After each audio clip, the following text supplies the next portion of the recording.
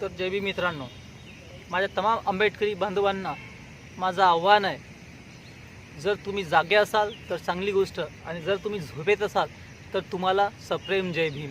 तुम्ही झोपेतच राहा, कारण दीक्षाभूमीची जागा ही चक्क मेट्रोच्या घशात जाणार आहे असं काही लोकांचा आरोप आहे.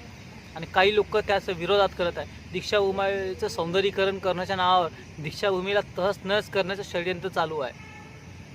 हे आम्ही त्याच्या वास्तव्यावर बघत आहे. आज दीक्षाभूमीच्या बाजूची जी जागा आहे ती संपूर्ण जागा बांधकाम करून नेमकी कुठे जाणार आणि त्याचं आदानप्रदान कोण करणार, त्याचा पैशाचा हिसाब कोण ठेवणार, कमिटी मेंबर की दुसरे कोणी.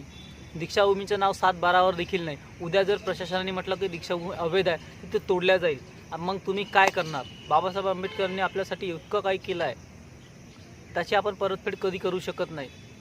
मात्र आज आमचा समाज पैसा धन दौलत आला, छोट्याशा नोकऱ्यामध्ये खुश आहे, पण समाजाचं काय, हा प्रश्न आपल्यासमोर निर्माण झालेला आहे. काल दीक्षाभूमीवर जे आंदोलन झालं ते फार महत्त्वाचं होतं.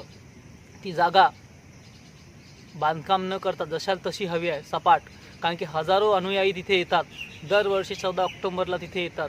धम्मक्रांती, बुद्धाचा धम्म घरी घेऊन जातात, विज्ञानवादी घेऊन जातात, पाखंडवाद धर्म हे सगळे सोडून, रीतिरिवाज सोडून तिथे बुद्धाच्या चरणी येतात. तथागत भगवान बुद्धाने जो अष्टांगिक मार्ग सांगितला त्याचं पालन करतात. बाबासाहेबांनी आपल्याला दीक्षाभूमीसारखं देणं दिलेलं आहे, बुद्ध धर्मासारखं सोनं दिलेलं आहे, विज्ञान दिलेलं आहे.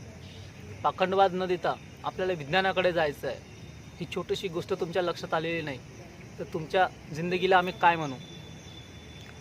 दीक्षाभूमी कमिटी मेंबरनी आणखीन काही यावर स्पष्टपणे आपलं मत दिलेलं नाही. पोलीस प्रशासन देखील गप्प आहे. आंबेडकरी समाज जो छोट्या काही प्रमाणात जागृत आहे त्यांनी तिथे प्रचंड प्रमाणात विरोध केलेला आहे. ती फार मोठ्या प्रमाणात काबिले तारीफ आहे. ह्या व्हिडिओला तुम्ही काय म्हणता हे आम्हाला कमेंट बॉक्स नक्की सांगा. आणि जर तुम्ही आमच्या चॅनलवर नवीन असाल तर आम्हाला लाईक करा, शेअर करा, सबस्क्राईब करा.